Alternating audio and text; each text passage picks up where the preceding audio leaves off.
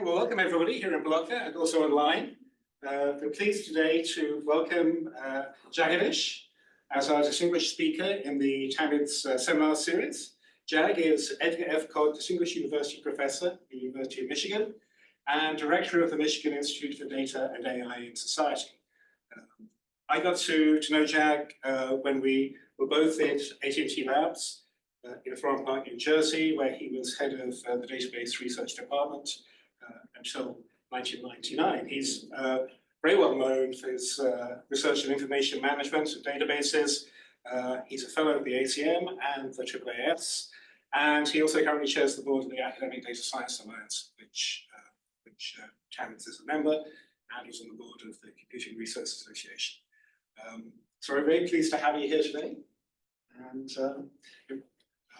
Jack's going to talk about heterogeneity in data. Thank you very much, Nick. I really appreciate the invitation and the hospitality. Really been enjoying my visit to College Station. My talk is about I guess an attempt at a framework around the research that I've been doing in the past 30 years. I want to begin by talking about big data, because if you were to say, what do I work on? The common thing, the thing that's common to everything that I worked on is big data. And when big data was the buzzword du jour, there was a lot of discussion about what that means. And McKinsey, I think, came up with this characterization of big data as having 3 V's. And they call it volume, velocity, and variety. And this really took off as a characterization of big data. There were attempts to add a 4th and a 5th V and so on, but that's a different discussion. What I want to point out is that when you say big, we pretty much always just mean volume. You could perhaps say big velocity, maybe, a little bit of stretch of grammar. You're never going to say big variety. Okay. And let me show how that works. So this is a word slide on big data, a word cloud on big data that I got off the web that somebody made at that time. And you can see, if you're talking about big data, volume's one of the most important concepts, and variety, velocity, are kind of off on the side like that. Okay. So what that means is people equate big data with volume or size of data, and often forget other issues. And in particular, people forget variety. So I have a thought on why that is the case, and I want to reference Peter Drucker, who is a famous management consultant and wrote some influential books on how to be a good manager and so on. And so one of his well-known quotes is, "You cannot improve what you cannot measure." And his whole thing was that if you're going to be a good manager, you've got to put metrics on things that you care about. And my question to you is, if you say big data is high variety data, what metric are you going to put on it? Okay. That's a tough question. There isn't a simple answer. There are answers one can give. Okay, you can do some information theoretic something or the other, for instance. Okay, but that isn't the first thing, and that isn't the thing that everybody agrees on, and that may not even be the right way to think about variety for a lot of reasons that one might be thinking about what's hard about variety, okay, as an example. So we don't have good measures of complexity. What that means is, if you do some work in this area, so if you do work, then you have to you have a very hard time proving that what you did was better than what came before. Okay?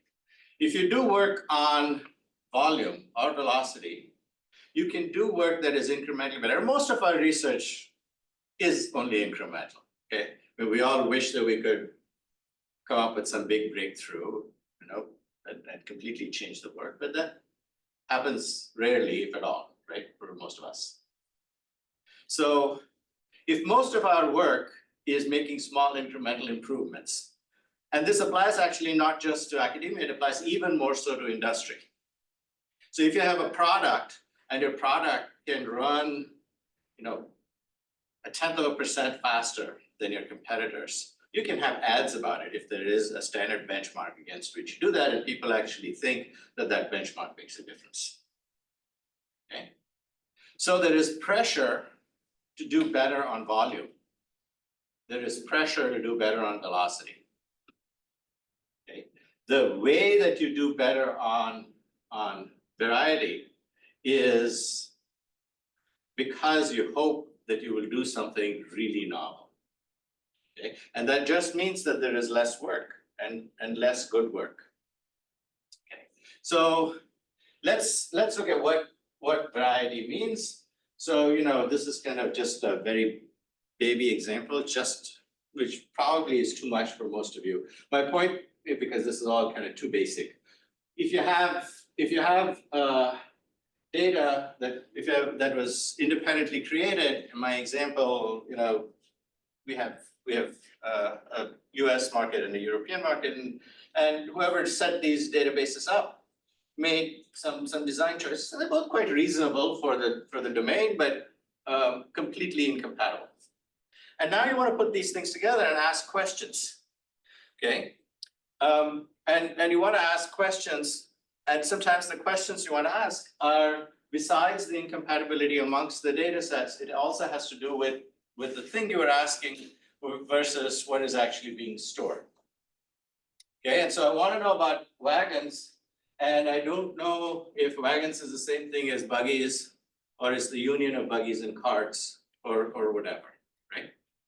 And there needs to be some fairly deep understanding of what these terms mean to be able to answer these questions. So this is heterogeneity between the mental model in the user's mind and the model that was actually in the data. So these are all places where we have problems, and putting these things together is really hard. So more than a decade ago, this was published in CSCM a decade ago, and CSCM takes years to publish stuff. So maybe 15 years ago, a bunch of us got together and wrote a white paper on the challenges of big data. And this is a central figure from that paper, pointing out that there was a very large pipeline that one had to go through if one was going to deal with data. You have to acquire it, extract, clean, annotate, integrate, aggregate, analyze, model, and then interpret. AI models are a little piece of this. Okay. And if one thinks about where the world is today with respect to AI enabling so many wonderful things, it's riding on the success of there being a decent big data pipeline.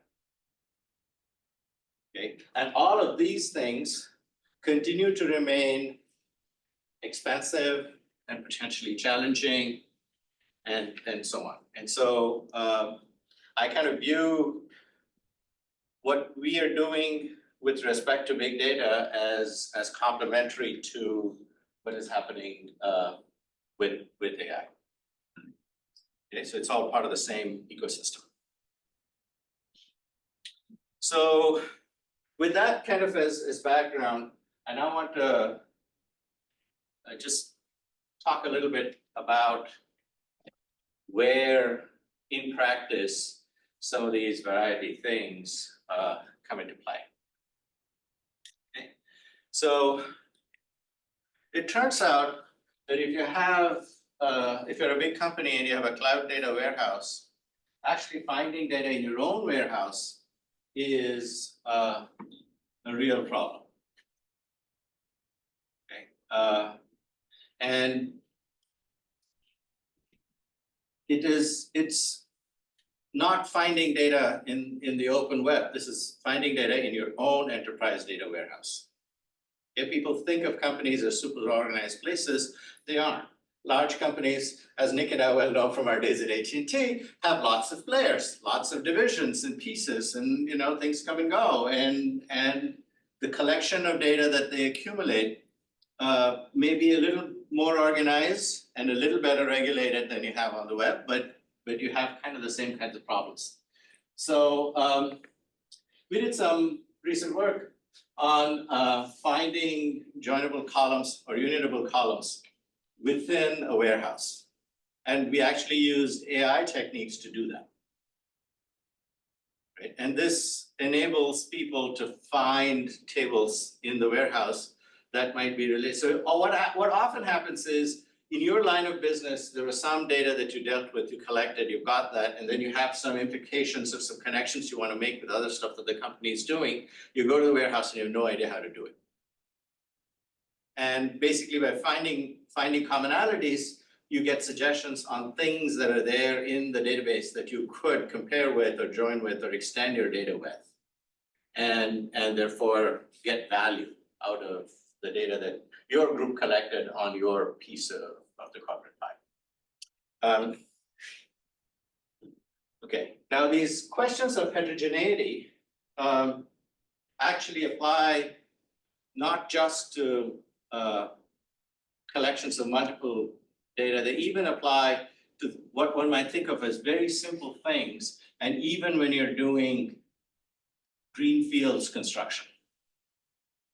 So historically, in terms of data representation, it has been assumed sex is equal to gender, and that there are exactly two of these, right? And so, for instance, at our university, we have a lot of data, and the current state is that for every employee, every student, they're noted as either male or female. Now, I sit on something called the, well, you know what I said. So there is a data governance body at the university, and so I got to review the work of a committee that the university had set up to revise the data standards at our university. And so, in other words, our university said there's a need for a richer representation, and they set up a committee that came up with what to do. The committee came up with a proposal, and my committee is reviewing the proposal, which is why this is salient, because it's happened recently. There isn't universal agreement on what gender values should be if you're going to have more than two. For example, is there anybody in this room who understands what two-spirit means? No, right? I didn't either. Apparently, it is a traditional gender denomination that has been used for centuries in many Native American groups. And so I actually got educated in that in a certain minority group, and I'll talk about minorities later, there is an issue, there is a particular representation of gender as a three-valued attribute. And because they were a minority group, and this was not the majority group representation, that was suppressed in the data. And so even though the number of Native Americans that we have in our university is pretty small, and I have no idea if any of them even identify as two-spirit. Part of this committee's recommendation was that two-spirit should be a choice in terms of the gender values that should be put. Okay. Now, given that we have some recommendation and there is debate about what should be the values that are chosen, there's going to be some set of values and there'll be some decision. Even if the decision is to retain it as 2 as it currently stands, there'll be some decision made. And this decision is going to change the university's databases to record a richer set of gender values. Okay. Now, once that happens, the question is, what can you do? And many peer universities are going through a similar exercise at the current time. And I've seen information about what some of our peers are doing, and their proposals are not necessarily the same as ours. And what they're going to do is not necessarily the same as what the University of Michigan's doing. Okay. And so we'll go from having, let's say, 2 values to 5 values, but somebody else who's going through the same process may end up with 4 values or 6 values, and their choices may be different than ours. And eventually we are going to have differently coded data sets, so that the heterogeneity issues of our data analysis would still remain to some extent. And our ability to ask questions about people who affiliate with a minority gender or answer those questions would continue to remain limited, because it would be focused on only our own data. We couldn't easily aggregate data with other institutions. Right? And this is a challenge at the time of initial construction, because this is a charged topic. People don't agree on everything, and so we're going to have differences of opinion and different ways in which to do these things.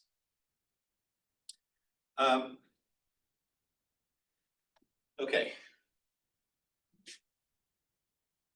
In terms of what one stores in a database, we may store things other than data points, which is sort of the standard thing that one thinks about. Because you think of each column as representing a value along some dimension, and you can look at a tuple as a point in some n-dimensional space if you have n columns, right? And that's the standard way that you think about data. There's a little bit of fuzz on this if you have alphanumeric data and some other categorical data, but roughly speaking, that's how it is. But then there's a lot of other things that you can do. If your data have structure, I didn't put graphs in here. You've got to deal with how you manage that structure. And so that's something that we've looked at for a long time. I want to talk about one specific, somewhat more recent result. And this has to do with query results. So if I have, let's say, this data set, and this is only in a 2-dimensional space, if I ask for the 3 nearest neighbors to this query point, okay, this is what I will get as my answer. Okay. Now you'll see that all 3 of these are somewhat northeast to this point. Okay. And the question is, what I want to ask is, as the person asking the question, the user issuing the query, would you like to get these 3, as if you have a budget of space for 3 answers, would you like to get these 3, or would you like to get this one and then a couple of others that are just a little bit further away, but in a completely different direction? Okay. And the answer usually is that the latter is preferred. And so what we did was to come up with a notion of cones of exclusion around an answer that was given, so that these would get eliminated as being belonging to the cone of exclusion around this point. So basically anything in this cone wouldn't be my second answer. So then the next closest points would be these 2, and these would be the answers.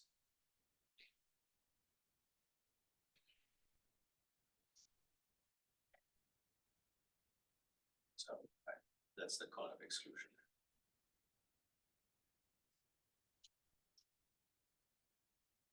Okay.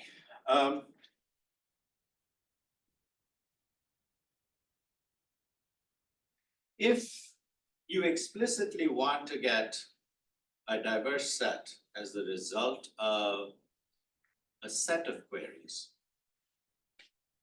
okay, you have to,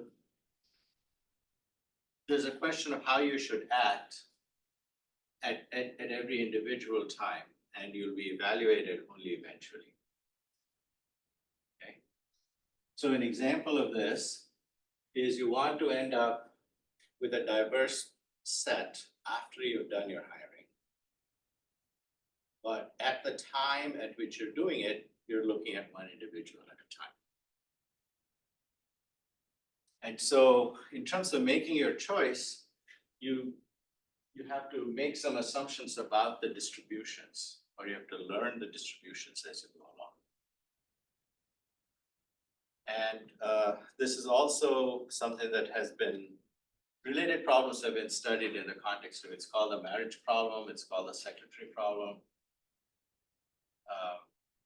And it's basically, but those things are for a single choice, because presumably you're marrying one person, but you're making a sequential decision one at a time until you get to a point where you say, you'll say yes. So this is a thing where you're selecting K individuals, K items, and you're doing the same thing.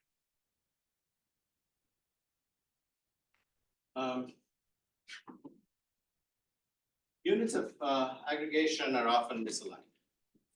So if I have data here, these are 2 counties in New York State, which has been reported by county. And I have some other data here that has been reported by zip code. And now I want to ask some questions about data that has been reported by zip code here and reported by counties here. And the question is, how do I put these things together?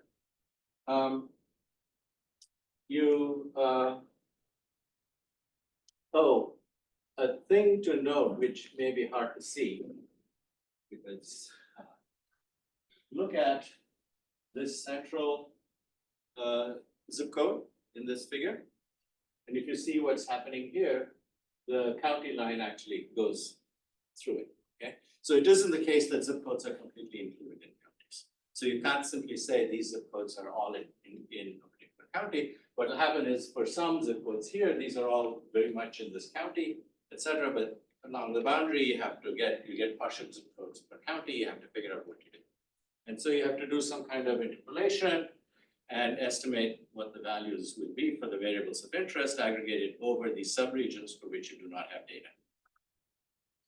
Standard techniques for this are to do assignment based on some simple base variable, like area, okay, which tends to be very bad because population is usually not uniformly distributed over area, and the kinds of things you measure about are more correlated to population and area. So that was recognized, and people said, okay, let's do it by population. So now when I'm taking this zip code that was split across 2 counties, and I take all of the things that I'm reporting, I can do it by population. And that tends to do better than area. Okay, but even so, things are not necessarily something that is relevant to population alone. And sort of the more general idea was, let's find a crosswalk based on whatever references we can find, for which we have fine granularity data. And it turns out that often that is the case. And so we are able to do interpolation that is superior to the previous state of the art. Okay.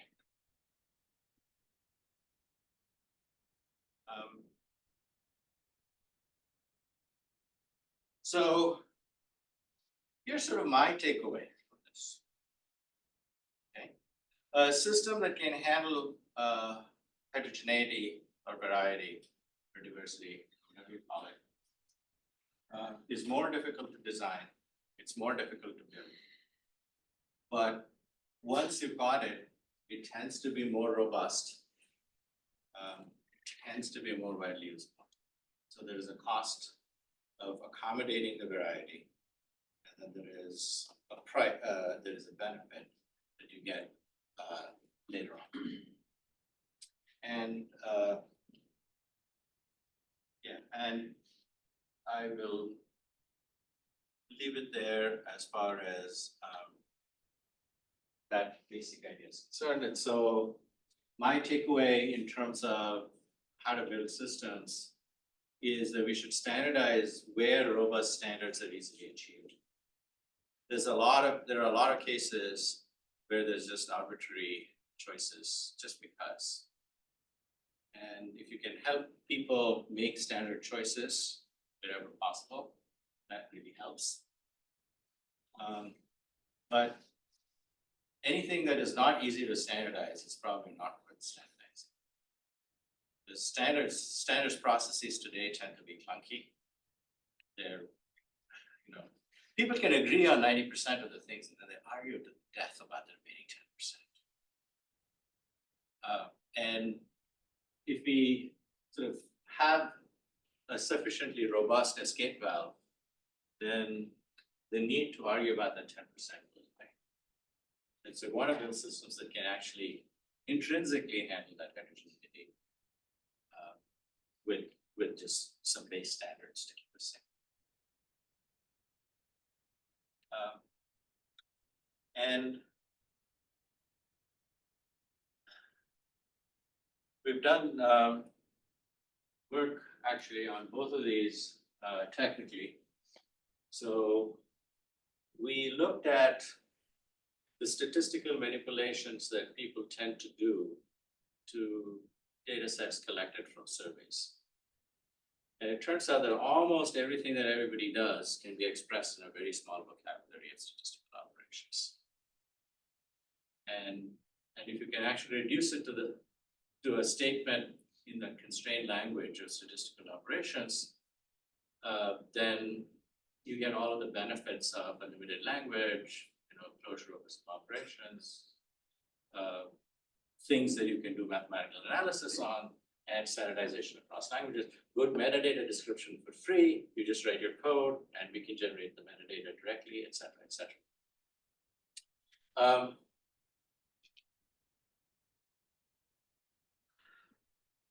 There are lots of things that we've been doing in terms of handling heterogeneity. This particular recent piece of work was looking at heterogeneity in terms of, so the question we're trying to address is what is interesting about a particular data set? And the answer depends on what's in the data. And our claim is that there is enough universality in terms of what people find interesting that we can analyze a data set and produce a set of derivable facts from it that would be more interesting than what current systems, which are largely template-based for certain fixed types of facts that can be extracted, can do.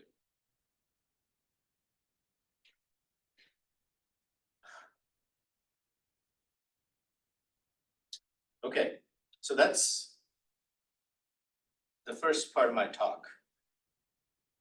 So maybe I just keep going, but I'm happy to take questions. Let me keep going. Because I think the kinds of things I'm saying could potentially invite lots of questions straight. So the second part of my talk is on equity.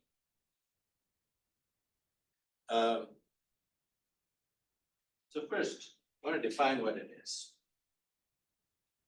So my definition of equity is to treat entities differently, okay, not equally, differently, okay, to achieve comparable conditions under which you assess those entities.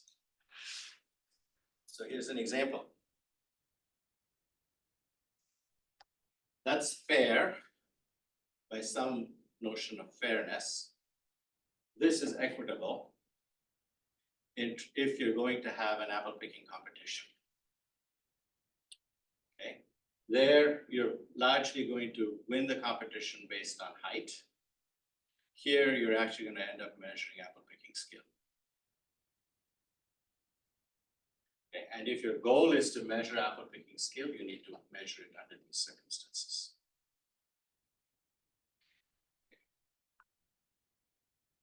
So how do we practice that in our university?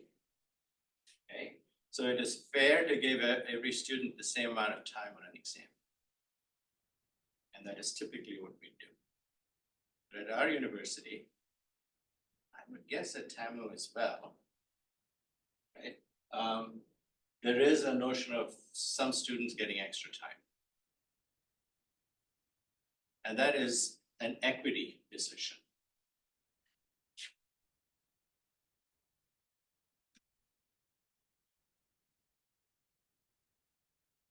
So how does this affect us? If you're going to learn an AI model, right, it's based on your having collected data. We talked about this already. So there's a question of what's in the data. If you have data that is not right, the model is going to be bad. So when I say this,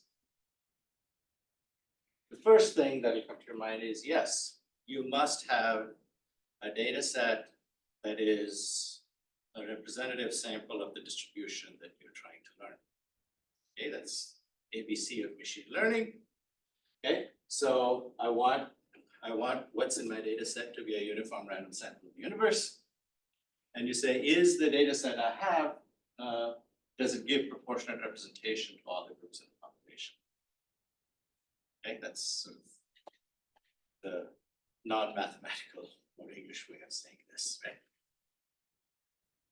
Now it turns out that that is actually the fairness question you're asking and not the equity question. Okay, if this is what we do. So I want to talk about what the equity question would be. And here's a real example. So this is Facebook when it was still Facebook. Right? This is pre-Meta. But they have something called the real names policy, which requires that when you set up an account, you give them your real name. There are a lot of people who try putting in made-up names. And so they actually have an AI system that determines whether the name that you're giving is a real name. Okay? And if it isn't, they don't let you register. Okay? They have a recourse process. But the recourse process requires you to send them your driver's license or something like this and wait for a week till a human actually evaluates that and approves your registration, right? And so the majority of people are able to register on the spot if they want an account. And Dana Lone Hill wasn't able to because her name, which is again a traditional name, was non-standard and considered not a real name by the algorithm. Okay. And fixing this problem isn't a question of getting proportionate representation for names like Lone, because the names like that are sufficiently infrequent that even with proportionate representation, I don't know that Facebook's algorithm would have correctly learned that this is a real name. What you will need is to have some kind of additional representation or some kind of boosting in the algorithm, right? To be able to deal with a minority condition that would otherwise be ignored by the algorithm.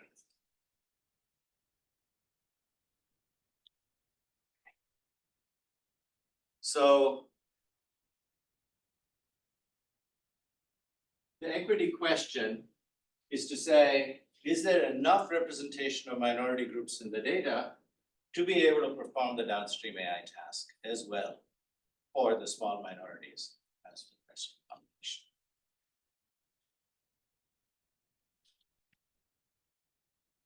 So we did a bunch of stuff on finding insufficient data coverage in data sets.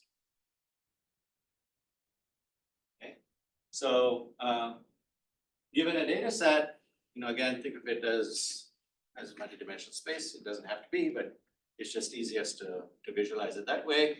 What I want to find is the largest underrepresented regions in the data set. Okay, so I need to have some notion of coverage representing some notion of sufficient data set in the point. And here I have I'm pointing out what demographics in this data set are uncovered in that I have insufficient representation. So in this example, I don't have enough males from suburban areas aged over 60. I don't have enough females from suburban areas aged over 60 either, but I actually realize that I don't have enough females from suburban area. Right? And if that is the case, then I don't need to say this because I only want the maximal uncovered points. Right? And so here I have all possible combinations in this graph. So this is an exponential in the sense of graph. But my set of maximal uncovered patterns is hopefully significantly smaller. But what I want to do is to be able to find them efficiently.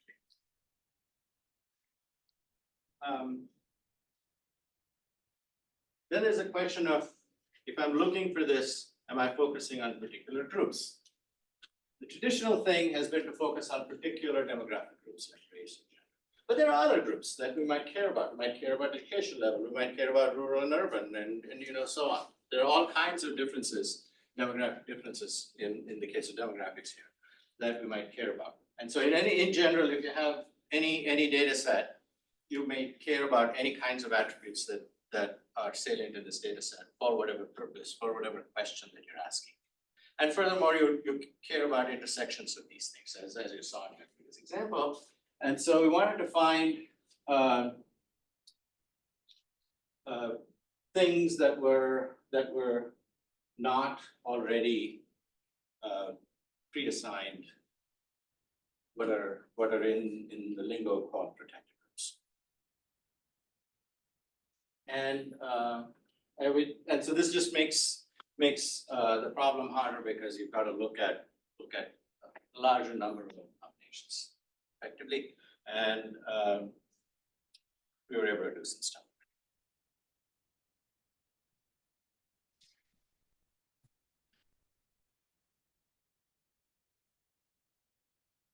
Here's something that you don't want to do to that as stated in this example, it's talking about something that is probably not an ethically correct thing to do, but is actually an important thing to do in terms of developing training data sets. So let me first say what I'm talking about. One of the things that you saw from my apple picking example is when you say, we all believe in a level playing field, right? And say, gotta may the best person win type of thing.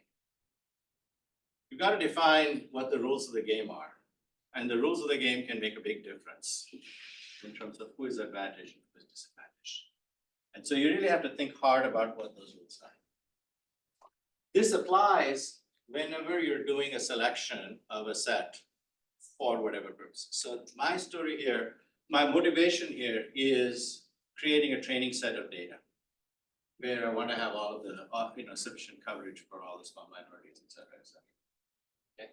My example here, because I wanted this to be self-contained and sort of fit with the story, is where you're selecting applicants for some, for a job or for admissions or something. Okay. Where, some of the things that I'm talking about here might even be illegal. Certainly, I have problems with the ethics. Okay, so I just want to preface what I'm saying with that. So anyway, the thing here is to say, if you have a query in mind that you're going to use as a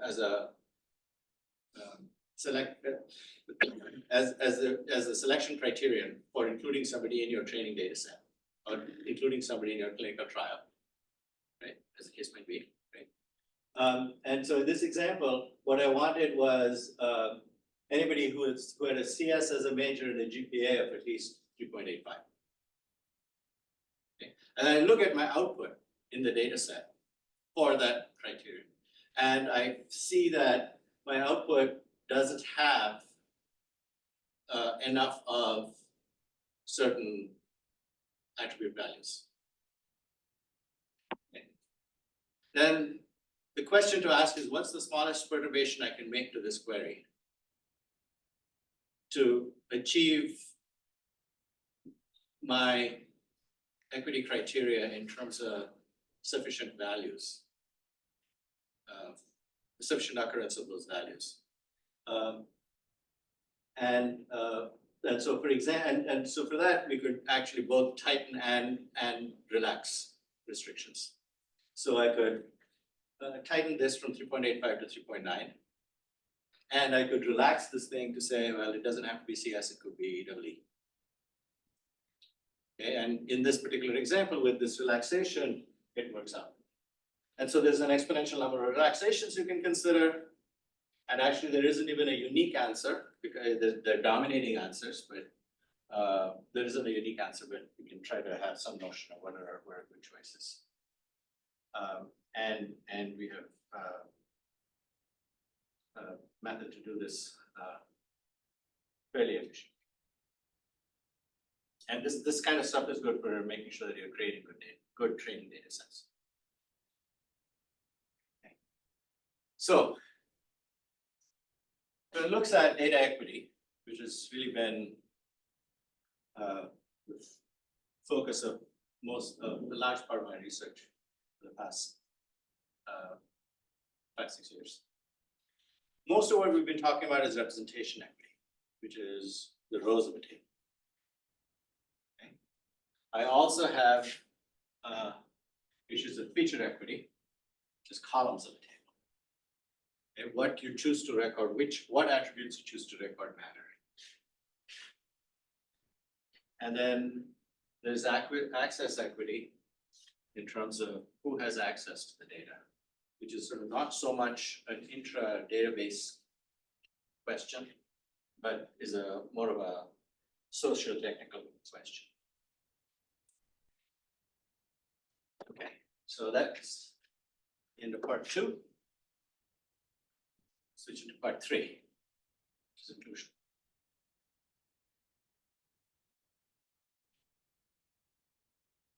So life impacting decisions are made based on data in lots of things. And inclusion matters because data subjects should be able to see what data is collected about them. We started talking about access equity, contest errors in the data, understand what the data says about them, etc. Okay. In other words, we need to have non-technical experts get access to data that is comparable to the access that the technical experts and the data owners have. Okay. So, if you're denied a loan, what information do you need to be able to challenge that? Okay. For all you know, there was some bug in some data about you that the bank had, and that's why you were denied a loan. If you don't even know what they had, you have no recourse. Okay. You can't challenge question. So there's a question of providing access, but then the access has to be user appropriate.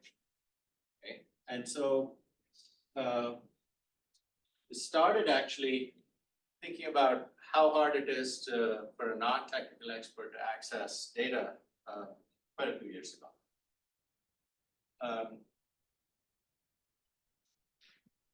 So I want to talk about some of my earlier work.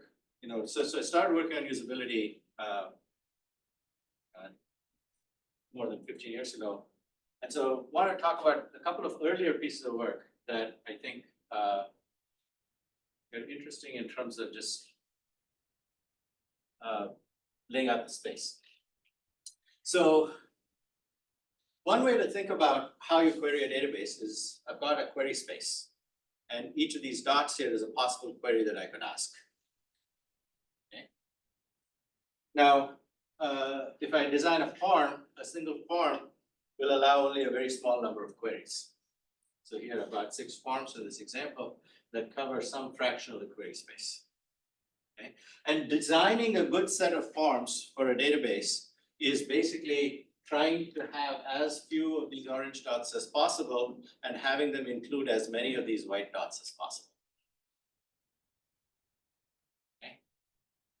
That's a good form. That's the problem of good form design.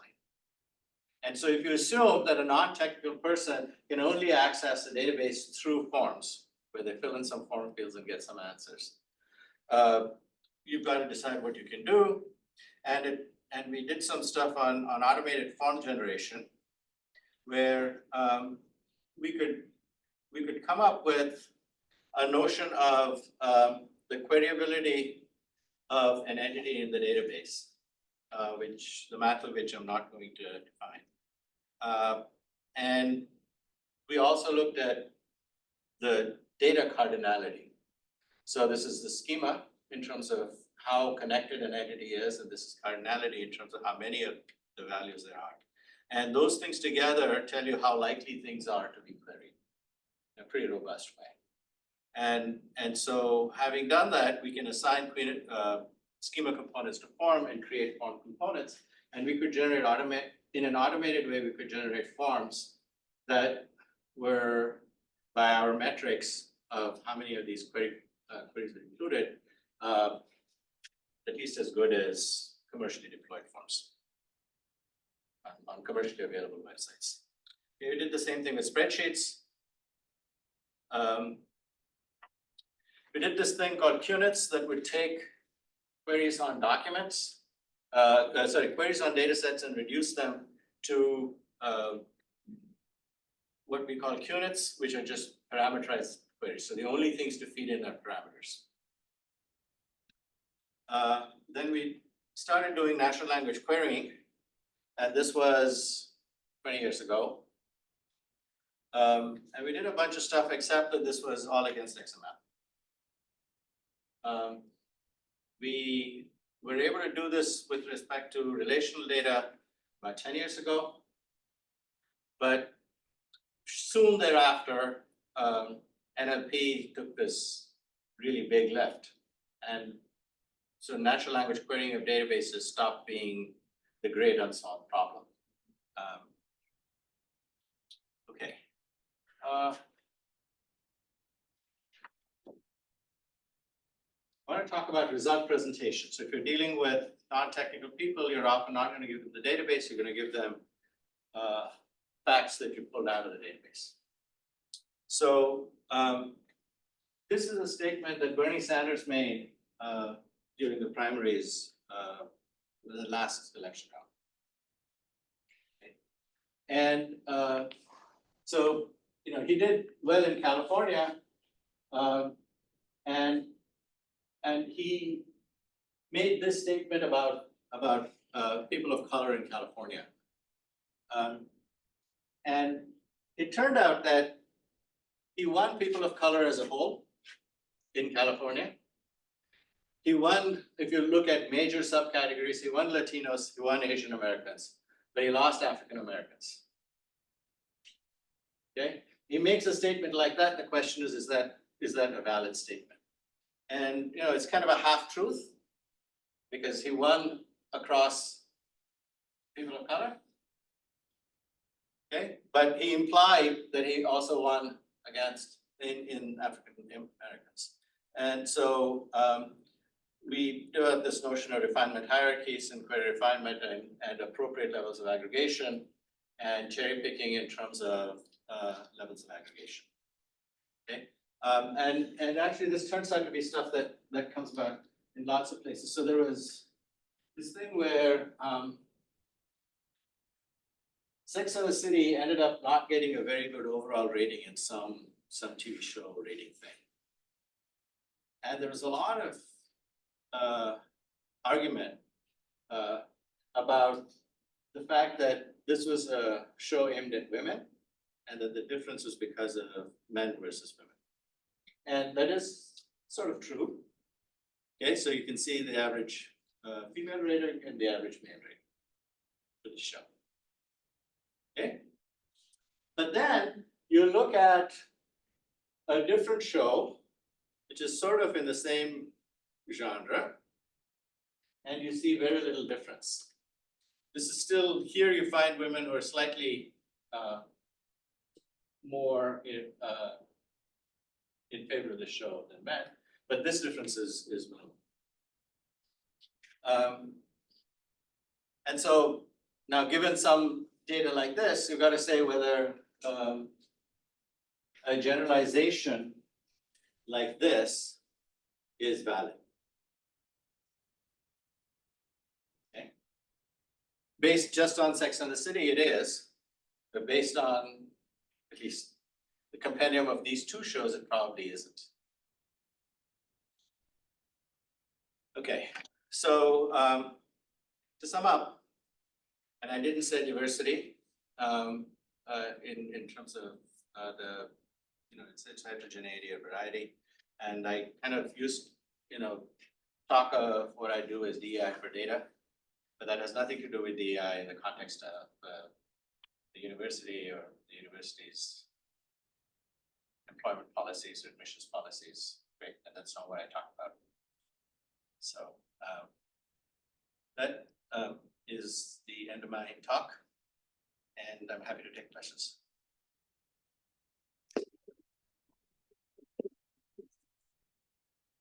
Well, I have some questions, but I'd like to open it up to other people.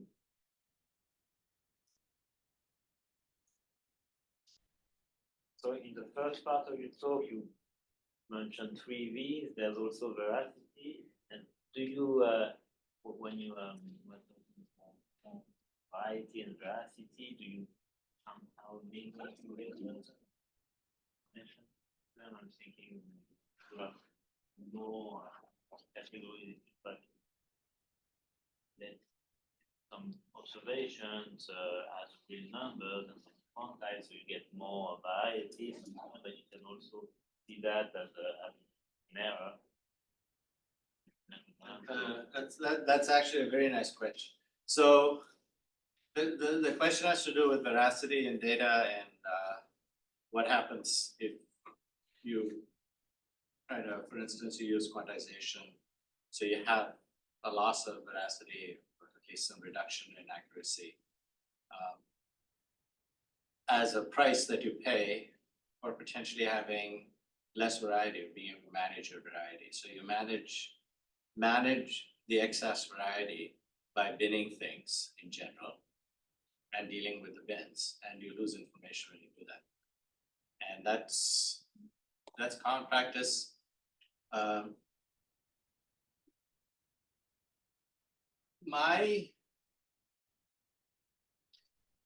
I guess there's also a question of, so that's common practice, and I think I think that binning has a valuable place in terms of what we do, and it just has to be done with care. So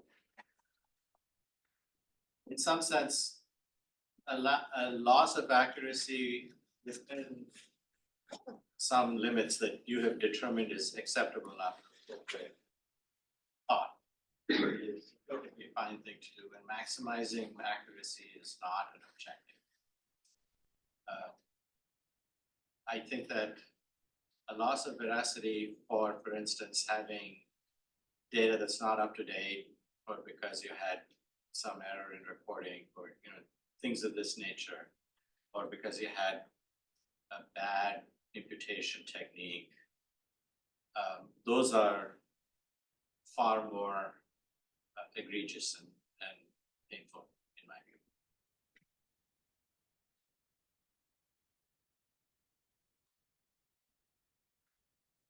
So I had also a question from the first part. You talked about sort of having standards.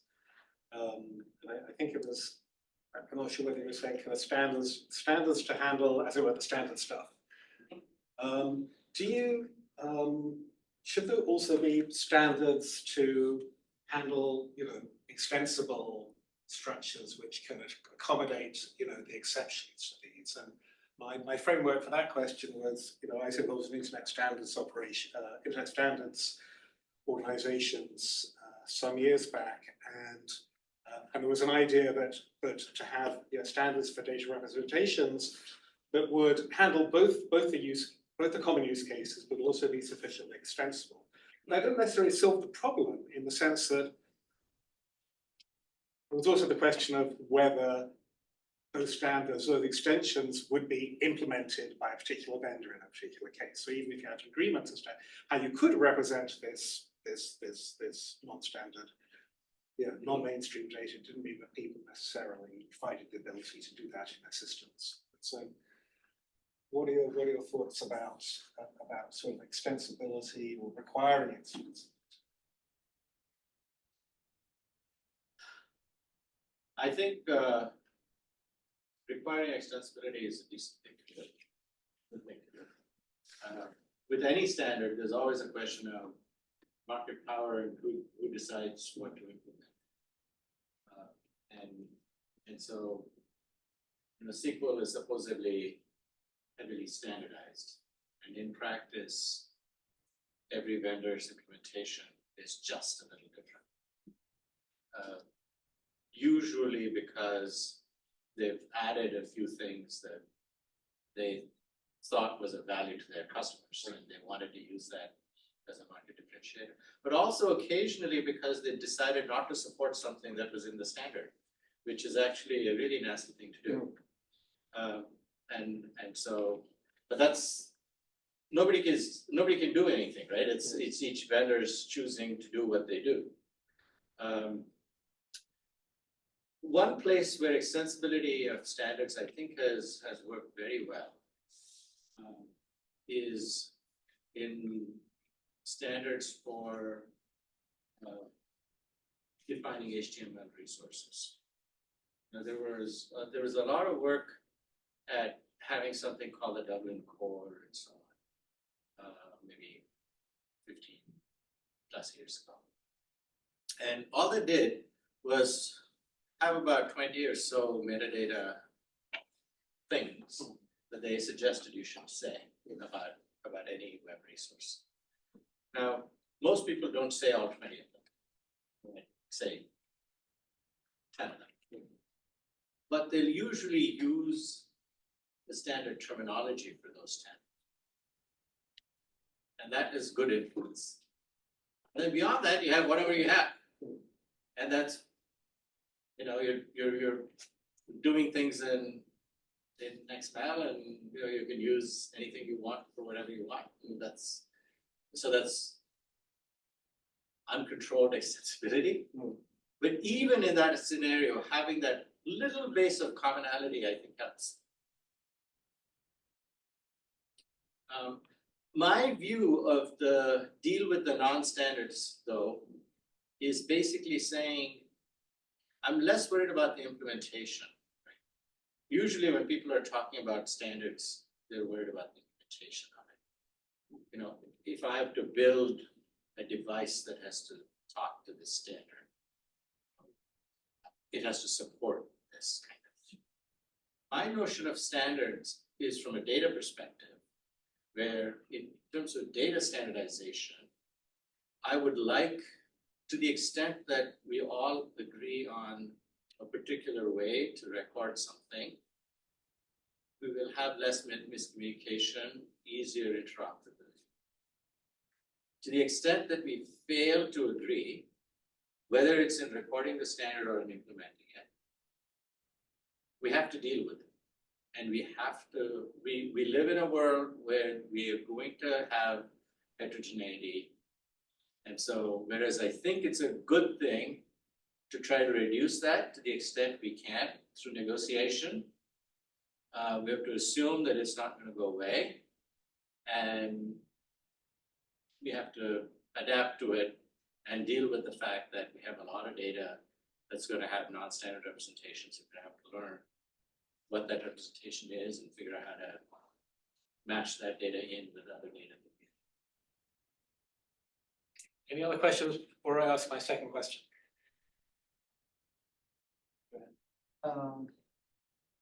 So I was wondering that so the research you're talking about, the ideas you're talking about, the implementation of this in large language models, because now there is this trend of building bots for different purposes.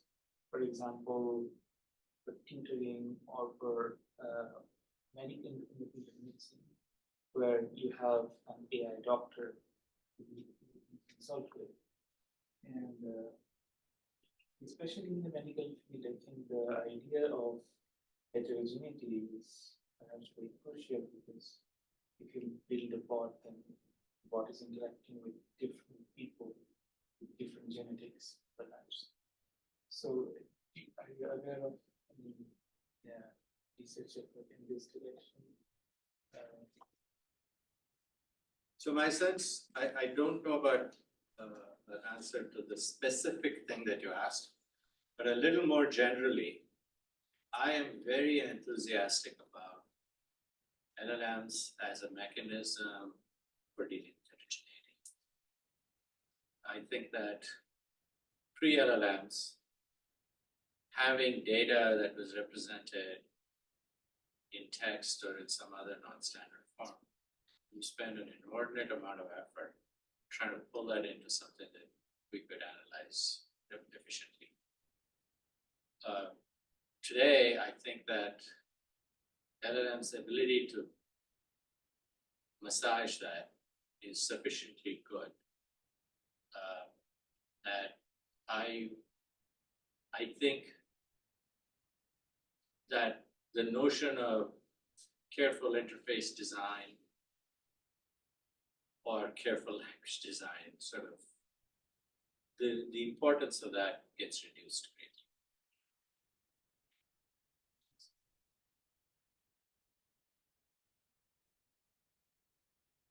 So you gave this example in, I think, the second project talk of people, that people should be able to kind of check their own data about them and have recourse.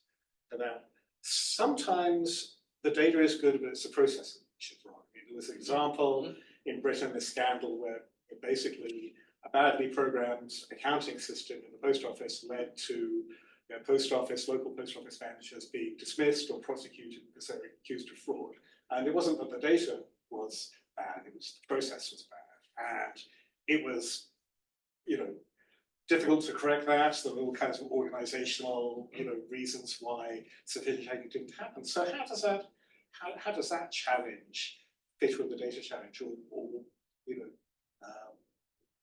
how can what's your framework for?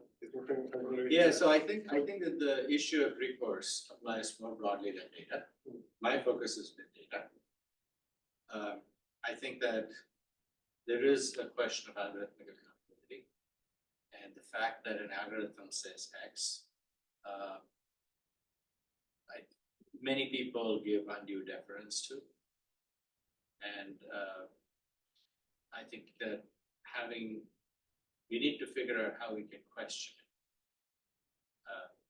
And I don't have ready answers for how that would look like in practice. Right. But if somebody feels that there was an error in an algorithm that was resulting in there being fire or something. Right. There needs to be some way of determining that there was an error. And I don't know how we would do that. If you're going to have automated decision making or automated actions, we need to have this ability for recourse. And the ability, the glib answer to this is to have an automated system that quote, advises the human decision maker who takes responsibility. In practice, if that's the case, a busy human decision maker is just going to trust the automated system, take responsibility, and keep going. And then if the decision is questioned, the question is, what does this decision maker do? And I don't know the answer to that. May not be enough, but at least that's the first step that we suggest. Okay, well, thanks very much. Are there any further questions?